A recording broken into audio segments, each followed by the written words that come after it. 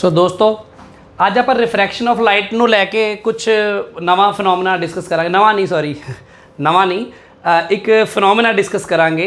ਮੇਰੇ ਅਸਲ ਵਿੱਚ ਮੇਰੇ ਇੱਕ ਸਟੂਡੈਂਟ ਨੇ ਸਵਾਲ ਪੁੱਛਿਆ ਸੀ ਮੈਨੂੰ, ਮੈਂ ਉਸ ਸਵਾਲ ਦਾ ਜਵਾਬ ਦੇਣ ਦੇ ਲਈ ਆ ਵੀਡੀਓ ਬਣਾ ਰਿਹਾ ਹਾਂ। ਅਤੇ ਬੜੀ ਇੰਟਰਸਟਿੰਗ ਚੀਜ਼ ਹੈ ਕਿ ਆਪਾਂ ਕਈ ਵਾਰ ਇਸ ਤਰ੍ਹਾਂ ਨਹੀਂ ਸੋਚਦੇ। 10ਵੀਂ ਕਲਾਸ ਵਿੱਚ ਆਪਾਂ ਨੂੰ ਪੜ੍ਹਾਇਆ ਜਾਂਦਾ ਹੈ ਜੋ ਲਾਈਟ ਦਾ ਚੈਪਟਰ, ਤਾਂ ਆਪਾਂ ਕਈ ਵਾਰ ਇਸ ਗੱਲ 'ਤੇ ਧਿਆਨ ਨਹੀਂ ਦਿੰਦੇ। ਆਪਾਂ ਨੂੰ ਕਹਿ ਦਿੱਤਾ ਜਾਂਦਾ ਹੈ ਰਿਫਰੈਕਸ਼ਨ ਆਫ ਲਾਈਟ ਦੇ ਵਿੱਚ ਕਿ ਜਦੋਂ ਵੀ ਕਿਸੇ ਰੇਅਰ ਮੀਡੀਅਮ ਤੋਂ, ਰੇਅਰ ਮਤਲਬ ਹਲਕੇ ਮੀਡੀਅਮ ਤੋਂ, ਡੈਂਸਰ ਮਤਲਬ ਕਿ ਥੋੜ੍ਹਾ ਗਾੜੇ ਮੀਡੀਅਮ ਦੇ ਵਿੱਚ ਜਦੋਂ ਲਾਈਟ ਐਂਟਰ ਕਰਦੀ ਹੈ, ਜਿਵੇਂ ਕਿ ਇੱਧਰ ਬਾਹਰ ਮੰਨ ਲਓ ਹਵਾ ਆ ਅਤੇ ਇਹ ਮੰਨ ਲਓ ਕੋਈ ਗਲਾਸ ਹੈ, ਗਲਾਸ ਮਤਲਬ ਕੱਚ, ਜਾਂ ਫਿਰ ਇਹ ਪਾਣੀ ਵੀ ਹੋ ਸਕਦਾ ਆ, ਮਤਲਬ ਕਿਸੇ ਵੀ ਡੈਂਸਰ ਮੀਡੀਅਮ ਦੇ ਵਿੱਚ ਐਂਟਰ ਕਰਦੀ ਹੈ। ਆਹ ਹਵਾ ਆ, ਆਹ ਗਲਾਸ ਹੈ। ਜਦੋਂ ਰੇ ਆਫ ਲਾਈਟ ਐਂਟਰ ਕਰਦੀ ਆ ਆਪਾਂ ਇਹ ਦਿਖਾਉਂਦੇ ਹਾਂ ਆਹ ਇੰਸੀਡੈਂਟ ਰੇ ਆਫ ਲਾਈਟ ਹੁੰਦੀ ਹੈ। ਇਸ ਪੁਆਇੰਟ 'ਤੇ ਆਪਾਂ ਨੋਰਮਲ ਡਰਾ ਕਰਦੇ ਹਾਂ ਅਤੇ ਆਪਾਂ ਕਹਿੰਦੇ ਹਾਂ ਜਿਹੜੀ ਰੇ ਆਫ ਲਾਈਟ ਹੈ ਇਹ ਸਿੱਧੀ ਨਹੀਂ ਜਾਊਗੀ ਇਸ ਤਰ੍ਹਾਂ, ਸਗੋਂ ਇਹ ਟੁਆਰਡ ਦਾ ਨੋਰਮਲ ਬੈਂਟ ਹੋ ਜਾਂਦੀ ਹੈ, ਮੁੜ ਜਾਂਦੀ ਹੈ। ਇਸ ਫਿਨੋਮੇਨਾ ਨੂੰ ਹੀ ਆਪਾਂ ਕਹਿੰਦੇ ਹਾਂ ਰਿਫਰੈਕਸ਼ਨ ਆਫ ਲਾਈਟ। ਅਤੇ ਬੱਚਿਆਂ ਨੂੰ ਅਕਸਰ ਯਾਦ ਕਰਾ ਦਿੱਤਾ ਜਾਂਦਾ ਹੈ ਕਿ ਬਈ ਜਦੋਂ ਵੀ ਡੈਂਸਰ ਮੀਡੀਅਮ ਤੋਂ ਰੇਅਰ ਮੀਡੀਅਮ 'ਚ ਆਊਗੀ ਜਦੋਂ ਰੇਅਰ ਮੀਡੀਅਮ ਤੋਂ ਡੈਂਸਰ ਮੀਡੀਅਮ 'ਚ ਆਊਗੀ ਰੇ ਆਫ ਲਾਈਟ ਤਾਂ ਟੁਆਰਡਸ ਦਾ ਨੋਰਮਲ ਬੈਂਟ ਹੋਊਗੀ, ਅਤੇ ਜੇ ਇਸ ਮੀਡੀਅਮ ਤੋਂ ਬਾਹਰਲੇ ਮੀਡੀਅਮ 'ਚ ਜਾਊਗੀ ਤਾਂ ਅਵੇ ਫਰੋਮ ਨੋਰਮਲ। ਇਹ ਗੱਲ ਮੈਂ ਸਮਝਾਈ ਸੀ ਟੋਟਲ ਇੰਟਰਨਲ ਰਿਫਲੈਕਸ਼ਨ ਵਾਲਾ ਫਿਨੋਮੇਨਾ ਸਮਝਾਉਂਦੇ ਹੋਏ, ਇਹ ਤੁਸੀਂ ਮੇਰੇ ਪਿਛਲੇ ਲੈਕਚਰ ਵਿੱਚ ਦੇਖਿਆ ਹੋਣਾ। ਸੋ ਇੱਥੇ ਸਵਾਲ ਕੀ ਹੈ? ਸਵਾਲ ਇਹ ਹੈ, ਉਸ ਬੱਚੀ ਨੇ ਮੈਨੂੰ ਪੁੱਛਿਆ, ਉਹ ਕਹਿੰਦੀ ਵੀ ਸਰ ਵੀ ਲਾਈਟ ਬੈਂਡ ਹੋਈ ਕਿਉਂ, ਵੀ ਲਾਈਟ ਬੈਂਡ ਕਿਉਂ ਹੁੰਦੀ ਹੈ? ਕਿਉਂਕਿ ਅਸੀਂ ਜਦੋਂ ਰਿਫਰੈਕਸ਼ਨ ਪੜ੍ਹਾਉਂਦੇ ਹਾਂ ਆਪਾਂ ਗੱਲ ਕਰਦੇ ਹਾਂ, ਆਪਾਂ ਦੋ ਗੱਲਾਂ ਕਰਦੇ ਹਾਂ। ਆਪਾਂ ਕਹਿੰਦੇ ਇੱਕ ਤਾਂ ਲਾਈਟ ਦੀ ਸਪੀਡ ਘੱਟ ਜਾਂਦੀ ਹੈ ਜਦੋਂ ਲਾਈਟ ਕਿਸੇ ਵੀ ਰੇਅਰ ਮੀਡੀਅਮ ਤੋਂ, ਹਲਕੇ ਮੀਡੀਅਮ ਤੋਂ ਕਿਸੇ ਦੂਜੇ ਡੈਂਸਰ ਮੀਡੀਅਮ 'ਚ ਐਂਟਰ ਕਰਦੀ ਆ ਤਾਂ ਲਾਈਟ ਦੀ ਸਪੀਡ ਘੱਟ ਜਾਂਦੀ ਆ। ਆਹ ਜਿਹੜੀ ਸਪੀਡ ਆਫ ਲਾਈਟ ਹੈਗੀ ਆ ਨਾ, ਆਹ ਵਾਲੀ, ਆ ਤਾਂ ਉਹਦੀ ਸਪੀਡ ਆਫ ਲਾਈਟ ਹਵਾ ਦੇ ਵਿੱਚ ਆ ਜਾਂ ਫਿਰ ਵੈਕਿਊਮ ਦੇ ਵਿੱਚ ਆ, ਲਗਭਗ ਆਪਾਂ ਉਹਨੂੰ ਬਰਾਬਰ ਮੰਨ ਕੇ ਚੱਲਦੇ ਹਾਂ। ਆਹ ਸਪੀਡ ਆਫ ਲਾਈਟ ਆ ਹਵਾ ਦੇ ਵਿੱਚ ਜਾਂ ਵੈਕਿਊਮ ਦੇ ਵਿੱਚ।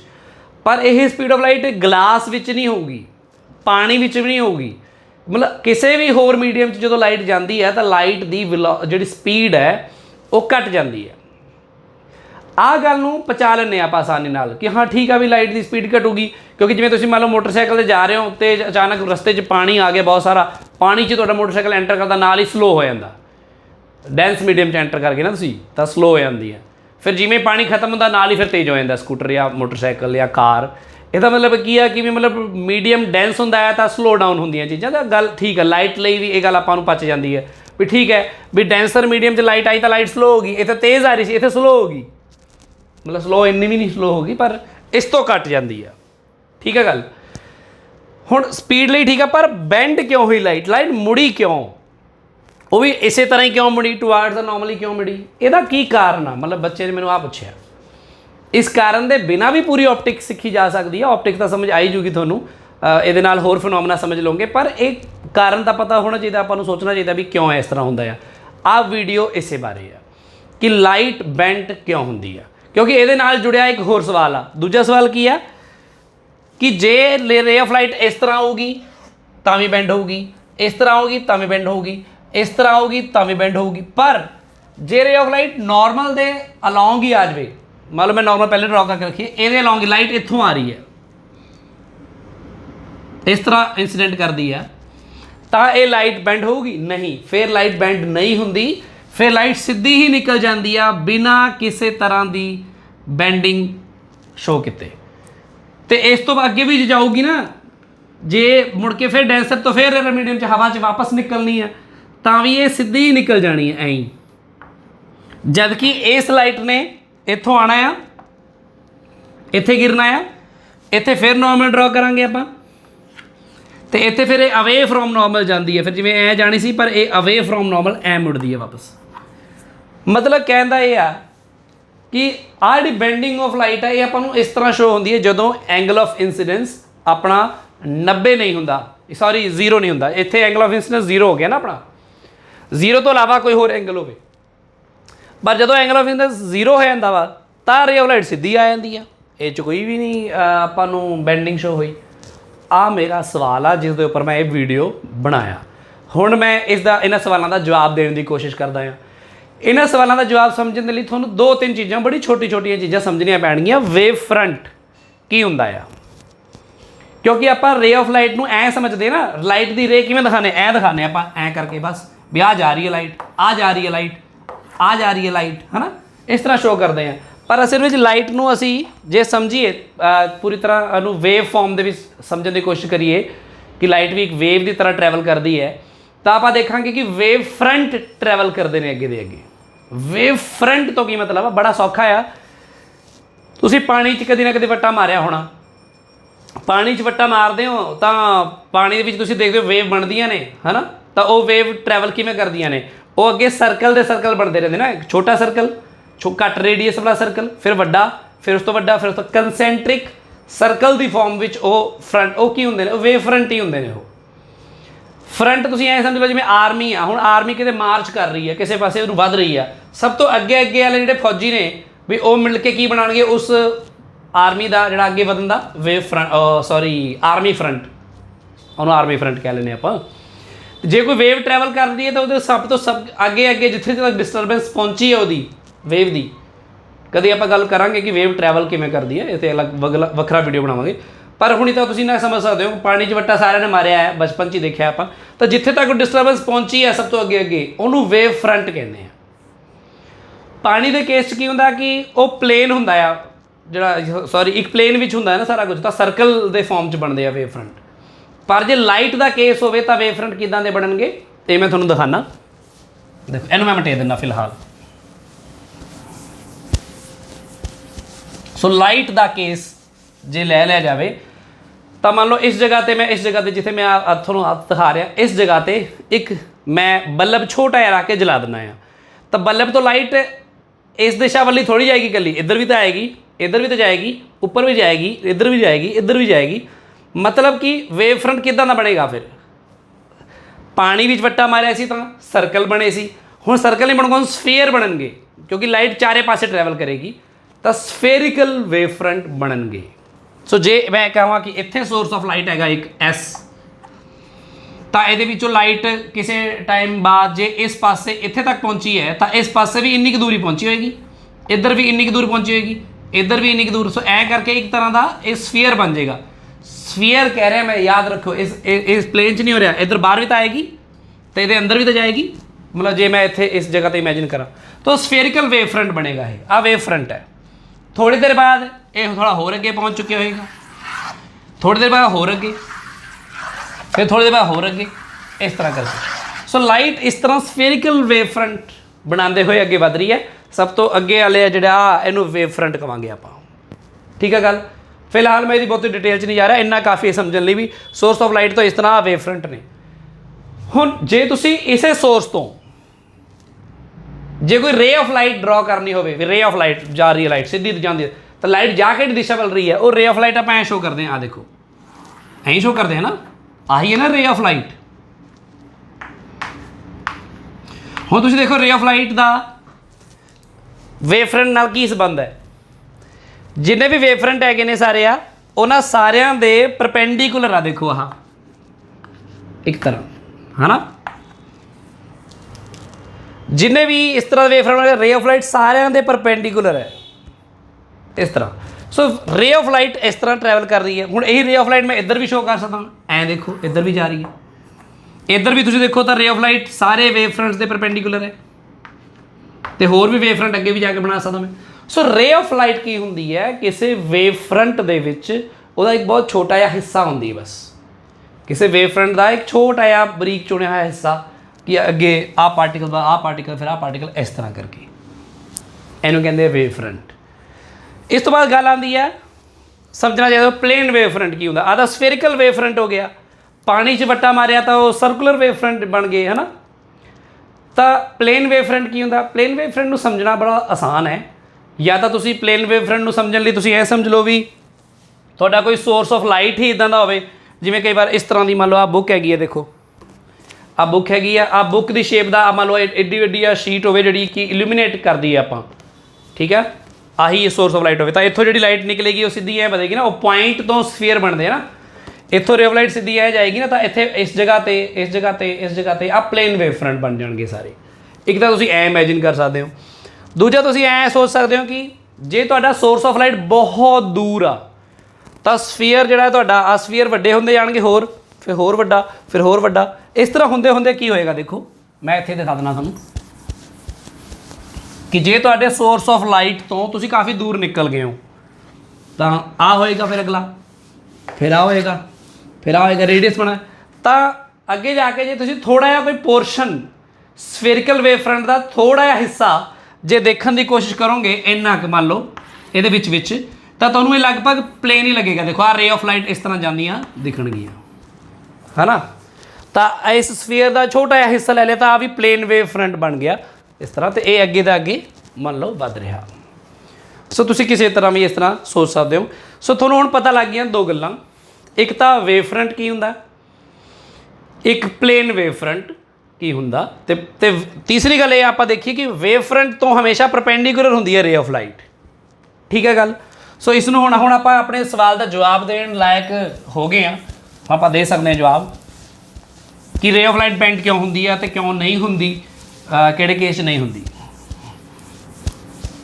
ਦੇਖੋ ਹੁਣ ਤੁਸੀਂ ਰੇ ਆਫ ਲਾਈਟ ਨੂੰ ਐ ਨਾ ਸੋਚੋ ਵੀ ਆਹ ਰੇ ਆਫ ਲਾਈਟ ਆ ਰਹੀ ਹੈ, ਐ ਸਮਝੋ ਕਿ ਇਹ ਕਿਸੇ ਨਾ ਕਿਸੇ ਪਲੇਨ ਵੇਵ ਫਰੰਟ ਦਾ ਹਿੱਸਾ ਹੈ। ਸੋ ਮੰਨ ਲਓ ਆ ਪਲੇਨ ਵੇਵ ਫਰੰਟ ਆ ਪਲੇਨ ਵੇਵ ਫਰੰਟ ਆ ਅਤੇ ਅਗਲਾ ਪਲੇਨ ਵੇਵ ਫਰੰਟ ਇਹ ਹੈ, ਅਤੇ ਰੇ ਆਫ ਲਾਈਟ ਹਮੇਸ਼ਾ ਇਹਦੇ ਪਰਪੈਂਡੀਕੂਲਰ ਇਸ ਤਰ੍ਹਾਂ ਆ ਰਹੀਆਂ ਨੇ, ਤਾਂ ਬਹੁਤ ਸਾਰੀਆਂ ਰੇ ਆਫ ਲਾਈਟ ਹੋਣਗੀਆਂ ਇਸ ਤਰ੍ਹਾਂ।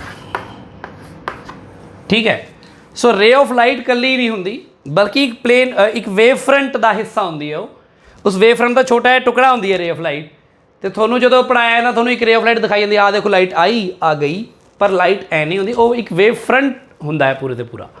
ਸੋ ਹੁਣ ਆਪਾਂ ਪੂਰੇ ਵੇਵ ਫਰੰਟ ਦੀ ਗੱਲ ਕਰਾਂਗੇ, ਜਿਹੜਾ ਵੇਵ ਫਰੰਟ ਪੂਰਾ ਪਊਗਾ ਜਿਵੇਂ ਜਾ ਕੇ ਗਿਰੂਗਾ ਕਿਸੇ ਵੀ ਸਰਫੇਸ ਦੇ ਉੱਪਰ ਜਿੱਥੇ ਦੋ ਮੀਡੀਅਮ ਮਿਲ ਰਹੇ ਹੋਣ ਆਪਸ ਵਿੱਚ, ਤਾਂ ਉੱਥੇ ਜਾ ਕੇ ਉਹਦੀ ਬੈਂਡਿੰਗ ਕਿਉਂ ਹੋਈ ਦੇਖੋ ਹੁਣ ਧਿਆਨ ਨਾਲ। ਸੋ ਪਹਿਲੀ ਗੱਲ ਤਾਂ ਰੇ ਆਫ ਲਾਈਟ ਤੁਸੀਂ ਐਂ ਦਾ ਦੇਖਣੀ ਆ। ਸੋ ਮੈਂ ਇੱਥੇ ਐਂ ਬਣਾ ਦਿੰਦਾ ਕਿ ਮੰਨ ਲਓ ਆ ਆਪਣਾ ਇੰਟਰਫੇਸ ਹੈ, ਦੋ ਮੀਡੀਅਮ ਨੇ, ਮੰਨ ਲਓ ਨੀਚੇ ਪਾਣੀ ਹੈ, ਪਾਣੀ ਇਮੈਜਿਨ ਕਰ ਲੈਂਦੇ ਆਪਾਂ, ਉੱਪਰ ਹਵਾ ਆ। ਸੋ ਤੁਹਾਨੂੰ ਪਤਾ ਹੈ ਉੱਪਰ ਰੇਅਰਰ ਮੀਡੀਅਮ, ਨੀਚੇ ਟੈਂਸਰ ਮੀਡੀਅਮ, ਨੀਚੇ ਪਾਣੀ ਹੈ ਮੰਨ ਲਓ ਇਸ ਤਰ੍ਹਾਂ। ਅਤੇ ਆਪਾਂ ਦੇਖਾਂਗੇ ਕਿ ਇਹ 'ਚ ਰੇ ਆਫ ਲਾਈਟ ਕਿਉਂ ਬੈਂਡ ਹੋਊਗੀ। ਉਹਦੇ ਲਈ ਆਪਾਂ ਜਿਵੇਂ ਇੱਕ ਰੇ ਆਫ ਲਾਈਟ ਮੰਨਦੇ ਆ ਨਾ, ਆਪਾਂ ਰੇ ਆਫ ਲਾਈਟ ਐ ਮੰਨੀਏ, ਆ ਰੇ ਆਫ ਲਾਈਟ ਹੈ। ਇੱਕ ਹੋਰ ਮੰਨੋ ਇਹਦੇ ਪੈਰਲਲ ਇੱਕਦਮ ਆ ਰੇ ਆਫ ਲਾਈਟ ਹੈ। ਠੀਕ ਹੈ। ਹੁਣ ਤੁਹਾਨੂੰ ਪਤਾ ਕੀ ਆ, ਮੈਂ ਇੱਕ ਤਰ੍ਹਾਂ ਪਲੇਨ ਵੇਵ ਫਰੰਟ ਬਣਾਉਣ ਦੀ ਗੱਲ ਕਰ ਰਿਹਾ। ਆਹ ਪਲੇਨ ਵੇਵ ਫਰੰਟ ਹੈ, ਆਹ ਪਲੇਨ ਵੇਵ ਫਰੰਟ ਹੈ ਜਿਹਦੇ ਅਕਰੋਸ ਸਾਰੀਆਂ ਰੇਜ਼ ਇਹਦੇ ਪਰਪੈਂਡੀਕੂਲਰ ਆ ਰਹੀਆਂ ਨੇ। ਆਹ ਪਲੇਨ ਵੇਵ ਫਰੰਟ ਇੱਥੇ ਆ ਗਿਆ, ਆਹ ਪਲੇਨ ਵੇਵ ਫਰੰਟ ਇੱਧਰ ਆ ਗਿਆ, ਹੁਣ ਆ ਇੱਧਰ ਆ ਗਿਆ, ਇਹ ਕਰਦੇ ਕਰਦੇ ਇੱਧਰ ਆ ਗਿਆ। ਸੋ ਕਹਿਣ ਦਾ ਭਾਵ ਹੈ ਮੈਂ ਇੱਥੇ ਤੱਕ ਇਮੈਜਿਨ ਕਰ ਲੈਣਾ ਕਿ ਆਹ ਪਲੇਨ ਵੇਵ ਫਰੰਟ ਇੱਥੇ ਤੱਕ ਪਹੁੰਚਿਆ, ਇਹ ਆਪਣਾ ਇੰਸੀਡੈਂਟ ਵੇਵ ਫਰੰਟ ਹੈ ਸਮਝ ਲਓ। ਠੀਕ ਹੈ ਜੀ ਗੱਲ। ਅਤੇ ਰੇ ਆਫ ਲਾਈਟ ਜਿਹੜੀਆਂ ਇਹਦੇ ਵਿੱਚ ਆ ਰਹੀਆਂ ਨੇ, ਆਹ ਦੇਖੋ ਹੋਰ ਵੀ ਰੇ ਆਫ ਲਾਈਟ ਹੋਣਗੀਆਂ ਨਾ, ਆ ਵੀ ਤਾਂ ਹੋਊਗੀ, ਫਿਰ ਆ ਵੀ ਤਾਂ ਹੋਊਗੀ, ਫਿਰ ਆ ਵੀ ਹੋਊਗੀ ਇਸ ਤਰ੍ਹਾਂ। ਸੋ ਬਹੁਤ ਸਾਰੀਆਂ ਰੇ ਆਫ ਲਾਈਟ ਹੋਣਗੀਆਂ ਇਸ ਤਰ੍ਹਾਂ ਹੀ ਜਿਹੜੀਆਂ ਆ ਰਹੀਆਂ ਹੋਣਗੀਆਂ, ਅਤੇ ਸਾਰੀਆਂ ਹੀ ਰੇ ਆਫ ਲਾਈਟ ਜਿਹੜੀਆਂ ਉਹ ਪਲੇਨ ਵੇਵ ਫਰੰਟ ਦੇ ਪੈਰਲਲ ਹੋਣਗੀਆਂ। ਸਾਰੀਆਂ ਹੀ ਰੇ ਆਫ ਲਾਈਟ ਹਵਾ ਵਿੱਚ ਨੇ, ਤਾਂ ਸਾਰੇ ਦੀ ਸਪੀਡ ਵੀ ਬਿਲਕੁਲ ਸੇਮ ਹੈ। ਸਾਰੀਆਂ ਰੇ ਆਫ ਲਾਈਟ ਕਿਸੇ ਪਲੇਨ ਵੇਵ ਫਰੰਟ ਦੇ ਉੱਪਰ ਕਿਸੇ ਇੱਕ ਟਾਈਮ 'ਤੇ ਹੀ ਪਹੁੰਚਦੀਆਂ ਨੇ।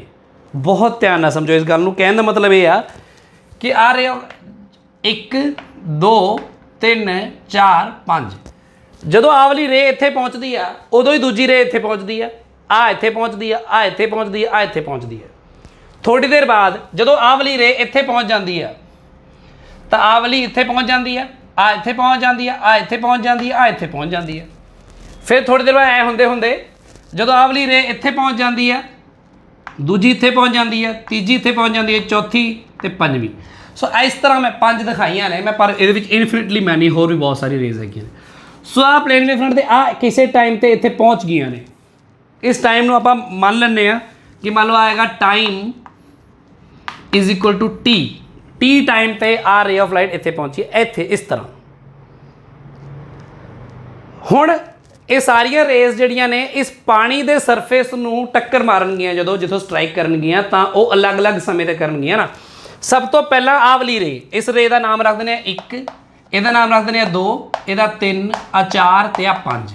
ਸਭ ਤੋਂ ਪਹਿਲਾਂ ਜਿਹੜੀ ਪਹਿਲੀ ਰੇ ਆ ਉਹ ਇੱਥੇ ਜਾ ਕੇ ਟਕਰਾਊਗੀ, ਫਿਰ ਦੂਜੀ ਰੇ ਟਕਰਾਊਗੀ, ਸੌਰੀ ਪਹਿਲੀ ਰੇ ਇੱਥੇ ਟਕਰਾਊਗੀ, ਦੂਜੀ ਰੇ ਥੋੜੀ ਦੇਰ ਬਾਅਦ ਇੱਥੇ ਟਕਰਾਊਗੀ, ਤੀਜੀ ਉਸ ਤੋਂ ਥੋੜੀ ਦੇਰ ਬਾਅਦ, ਚੌਥੀ ਉਸ ਤੋਂ ਥੋੜੀ ਦੇਰ ਬਾਅਦ, ਪੰਜਵੀਂ ਸਭ ਤੋਂ ਬਾਅਦ ਵਿੱਚ ਇਸ ਜਗ੍ਹਾ ਤੇ।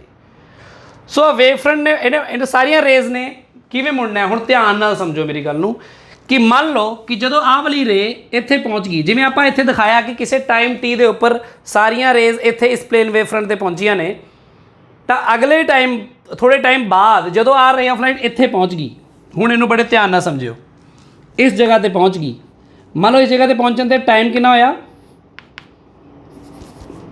T plus delta tea time ਕਹਿ ਦਿੰਦੇ ਆਪਾਂ।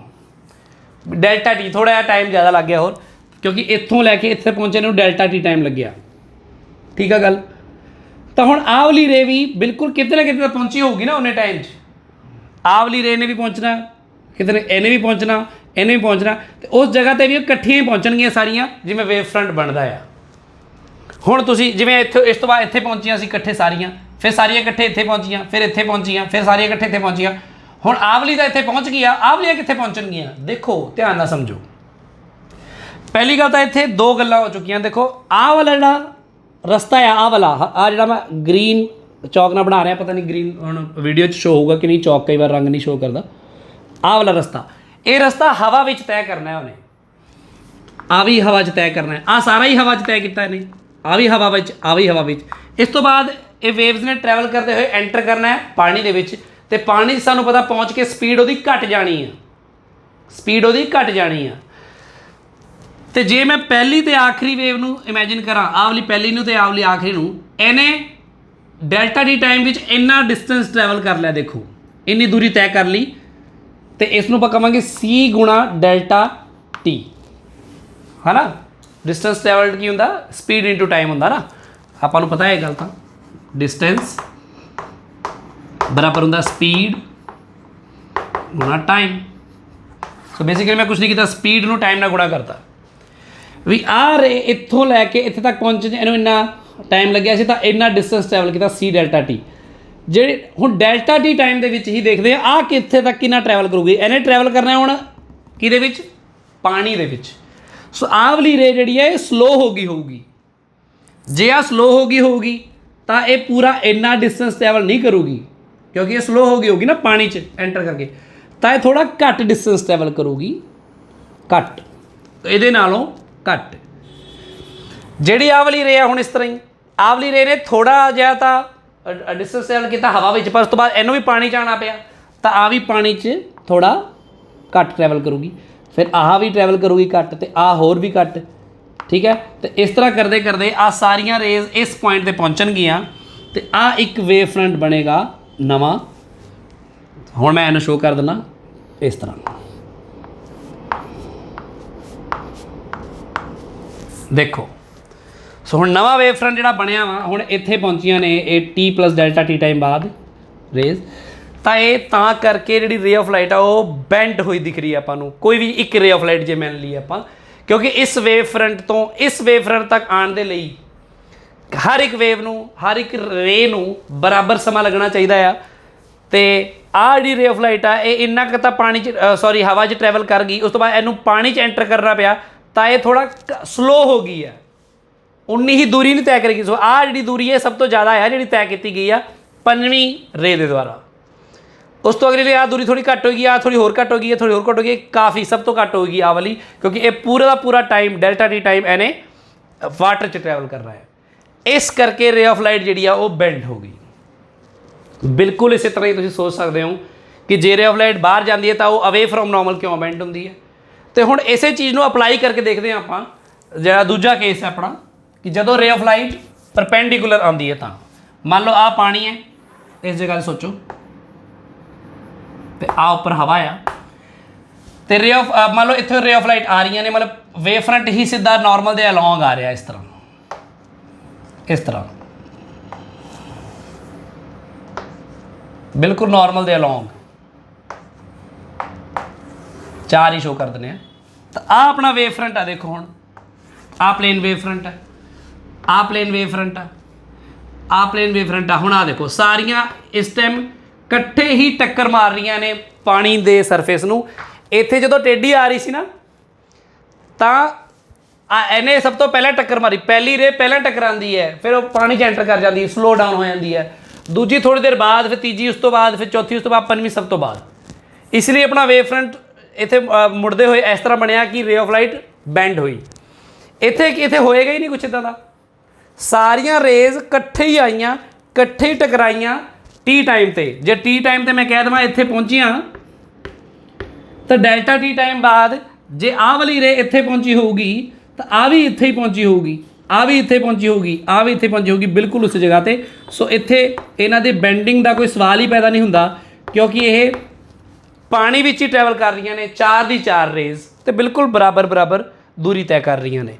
ਇੱਥੇ ਹੀ ਆ ਪ੍ਰੋਬਲਮ ਹੋ ਗਈ ਕਿ ਪਹਿਲੀ ਰੇ ਅਤੇ ਪੰਜਵੀਂ ਰੇ ਤੱਕ ਜਿਹੜਾ ਉਹਨਾਂ ਦਾ ਟਾਈਮ ਸੀਗਾ, ਜਿੰਨਾ ਉਹਨਾਂ ਨੇ ਟਾਈਮ ਪਾਣੀ 'ਚ ਟਰੈਵਲ ਕਰਨਾ ਸੀ, ਉਹ ਵੱਖਰਾ ਸੀ। ਇਸ ਲਈ ਇੱਥੇ ਜਦੋਂ ਸਿੱਧੀ ਰੇ ਆਫ ਲਾਈਟ ਆਉਂਦੀ ਹੈ ਤਾਂ ਉਹਨੂੰ ਕੋਈ ਰਿਫਰੈਕਸ਼ਨ, ਕੋਈ ਬੈਂਡਿੰਗ ਮਹਿਸੂਸ ਨਹੀਂ ਹੁੰਦੀ। ਅੱਛਾ, ਸਪੀਡ ਇੱਥੇ ਵੀ ਘਟਦੀ ਹੈ, ਸਪੀਡ ਤਾਂ ਘਟਦੀ ਹੈ, ਸਲੋ ਡਾਊਨ ਤਾਂ ਇੱਥੇ ਹੋਏਗੀ, ਪਰ ਸਾਰੀਆਂ ਰੇਜ਼ ਜਿਹੜੀਆਂ ਪਲੇਨ ਵੇਵ ਫਰੰਟ ਦੀਆਂ ਇਕੱਠੀ ਸਲੋ ਡਾਊਨ ਹੁੰਦੀਆਂ ਨੇ, ਇਸੇ ਲਈ ਉਹ ਸਿੱਧੀ ਨਿਕਲ ਜਾਂਦੀ ਹੈ ਅਤੇ ਇੱਥੇ ਅਲੱਗ-ਅਲੱਗ। ਆਹ ਕਾਰਨ ਆ ਆਪਣਾ ਕਿ ਰੇ ਆਫ ਲਾਈਟ ਕਿਉਂ ਬੈਂਡ ਹੁੰਦੀ ਹੈ। ਇਸੇ ਗੱਲ ਨੂੰ ਇੱਕ ਵੀਡੀਓ, ਛੋਟੇ ਜਿਹੇ ਵੀਡੀਓ ਵਿੱਚ ਡਾਕਟਰ HC ਵਰਮਾ ਸਰ ਨੇ ਸਮਝਾਇਆ ਸੀ ਬਹੁਤ ਵਧੀਆ ਤਰੀਕੇ ਨਾਲ। ਉਹਨਾਂ ਨੇ ਇਹ ਸਮਝਾਇਆ ਸੀ ਕਿ ਮੰਨ ਲਓ ਕੋਈ ਗੱਡੀ ਆ, ਉਹਨਾਂ ਨੇ ਕਿਵੇਂ ਸਮਝਾਇਆ ਸੀ ਦੇਖੋ ਮੈਂ ਦੱਸਦਾ, ਕਿਉਂਕਿ ਮੇਰੀ ਉਹ ਸਟੂਡੈਂਟ ਨੇ ਉਸ ਵੀਡੀਓ ਤੋਂ ਬਾਅਦ ਹੀ ਮੈਨੂੰ ਇਹ ਸਵਾਲ ਪੁੱਛਿਆ। ਉਹਨਾਂ ਨੇ ਇਹ ਸਮਝਾਇਆ, ਮੰਨ ਲਓ ਗੱਡੀ ਆ ਸਿੱਧੀ ਜਾ ਰਹੀ ਆ ਅਤੇ ਗੱਡੀ ਦੇ ਅਗਲੇ ਦੋਨੋਂ ਟਾਇਰ ਜਿਹੜੇ ਨੇ ਉਹ ਬਿਲਕੁਲ ਸੇਮ ਸਪੀਡ 'ਚ ਚੱਲਦੇ ਨੇ, ਤੁਹਾਨੂੰ ਪਤਾ ਹੀ ਹੈ ਨਾ। ਗੱਡੀ ਦੇ ਦੋਨੋਂ ਟਾਇਰ ਸੇਮ ਸਪੀਡ ਵਿੱਚ ਚੱਲਦੇ ਨੇ, ਬਿਲਕੁਲ ਉਵੇਂ ਹੀ ਜਿਵੇਂ ਕਿਸੇ ਪਲੇਨ ਵੇਵ ਫਰੰਟ 'ਤੇ ਰੇਜ਼ ਸੇਮ ਸਪੀਡ 'ਚ ਚੱਲਦੀਆਂ ਨੇ ਕਿਸੇ ਇੱਕ ਮੀਡੀਅਮ ਦੇ ਵਿੱਚ। ਤਾਂ ਗੱਡੀ ਉਹਨਾਂ ਨੇ ਇਹ ਦਿਖਾਈ ਕਿ ਮੰਨ ਲਓ ਆਹ ਗੱਡੀ ਆ ਰਹੀ ਹੈ ਇਸ ਤਰ੍ਹਾਂ, ਆਹ ਮੰਨ ਲਓ ਗੱਡੀ ਦਾ ਟਾਇਰ ਆ, ਅਗਲਾ 2 ਟਾਇਰ ਦਿਖਾਤੇ ਆਪਾਂ, ਮੰਨ ਲਓ ਇਸ ਤਰ੍ਹਾਂ ਆ ਰਹੀ ਹੈ। ਹੁਣ ਇੱਥੇ ਪਾਣੀ ਹੈ, ਪਾਣੀ ਵੀ ਜਦੋਂ ਗੱਡੀ ਐਂਟਰ ਕਰੂਗੀ, ਗੱਡੀ ਦਾ ਆਹ ਵਾਲਾ ਟਾਇਰ ਜਿਹੜਾ ਆ ਇਹ ਪਹਿਲਾਂ ਜਾ ਕੇ ਟਕਰਾ ਜਾਊਗਾ ਪਾਣੀ ਨਾਲ, ਉਹ ਵਾਲਾ ਟਾਇਰ ਹਜੇ ਪਾਣੀ ਤੱਕ ਪਹੁੰਚਿਆ ਹੀ ਨਹੀਂ ਹੈ। ਤਾਂ ਆਹ ਵਾਲਾ ਟਾਇਰ ਸਲੋ ਹੋ ਜਾਊਗਾ ਛੇਤੀ, ਆਹ ਵਾਲਾ ਟਾਇਰ ਜਿਹੜਾ ਇਹ ਸਲੋ ਹੋ ਜਾਊਗਾ ਅਤੇ ਆਹ ਹਜੇ ਫਾਸਟ ਹੀ ਹੈ, ਠੀਕ ਹੈ ਨਾ। ਸੋ ਉਹ ਵਾਲਾ ਹਲੇ ਫਾਸਟ ਹੀ ਹੈ ਅਤੇ ਆਹ ਸਲੋ ਹੋ ਜਾਊਗਾ। ਉਹਦੇ ਕਰਕੇ ਜਿਹੜੀ ਗੱਡੀ ਹੈ ਤੁਹਾਡੀ ਉਹ ਇਸ ਤਰ੍ਹਾਂ ਬੈਂਡ ਹੋਊਗੀ, ਇਸ ਤਰ੍ਹਾਂ ਐਂ ਜਾ ਰਹੀ ਸੀ, ਹੁਣ ਉਹ ਐ ਬੈਂਡ ਹੋਊਗੀ ਉਹ ਫਾਸਟ ਹੋਣ ਦੇ ਕਰਕੇ, ਕਿਉਂਕਿ ਉੱਧਰਲਾ ਟਾਇਰ ਹਾਲੇ ਵੀ ਫਾਸਟ ਆ, ਇੱਧਰਲਾ ਸਲੋ ਹੋ ਗਿਆ। ਉਹਨਾਂ ਨੇ ਗੱਡੀ ਦੇ ਐਗਜ਼ਾਮਪਲ ਨਾਲ ਸਮਝਾਇਆ, ਬਹੁਤ ਵਧੀਆ ਤਰੀਕਾ ਹੈ ਵੀ ਕਿ ਇਸ ਤਰ੍ਹਾਂ ਵੀ ਆਪਾਂ ਸਮਝ ਸਕਦੇ ਹਾਂ। ਆਹੀ ਇੱਥੇ ਹੋ ਰਿਹਾ, ਇੱਥੇ ਰੇ ਆਫ ਲਾਈਟ ਨਾਲ। ਮੈਂ ਉਹੀ ਗੱਲ ਤੁਹਾਨੂੰ ਵੇਵ ਫਰੰਟ 'ਚ ਲੈ ਜਾ ਕੇ ਸਮਝਾਈ ਹੈ ਬਸ। ਸੋ ਬੜੇ ਧਿਆਨ ਨਾਲ ਜੇ ਤੁਸੀਂ ਥੋੜ੍ਹਾ ਬਹੁਤਾ ਪਹਿਲਾਂ 10ਵੀਂ 'ਚ ਪੜ੍ਹਨ ਦੀ ਕੋਸ਼ਿਸ਼ ਕੀਤੀ ਸੀ ਇਹਨੂੰ, ਤਾਂ ਤੁਹਾਨੂੰ ਬੜਾ ਹੀ ਦਿਲਚਸਪ ਲੱਗਿਆ ਹੋਏਗਾ ਜੀ। ਜਿਨ੍ਹਾਂ ਨੇ ਹਲੇ ਰਿਫਰੈਕਸ਼ਨ ਆਫ ਲਾਈਟ ਦਾ ਫਨੋਮਨਾ ਨਹੀਂ ਕਦੇ ਸੁਣਿਆ ਜਾਂ ਕਦੇ ਕੀਤਾ, ਉਹ ਥੋੜ੍ਹਾ ਬਹੁਤਾ ਤੁਹਾਨੂੰ ਇਹਦੀ ਬੇਸਿਕ ਜਾਣਕਾਰੀ ਦੀ ਲੋੜ ਪੈਣੀ ਆ, ਅਤੇ ਤਾਂ ਹੀ ਤੁਸੀਂ ਟੋਟਲ ਇੰਟਰਨਲ ਰਿਫਲੈਕਸ਼ਨ ਦਾ ਮੇਰਾ ਪਿਛਲਾ ਲੈਕਚਰ ਸਮਝ ਪਾਓਗੇ, ਤਾਂ ਹੀ ਆਹ ਲੈਕਚਰ ਸਮਝ ਆਊਗਾ ਤੁਹਾਨੂੰ। ਧੰਨਵਾਦ।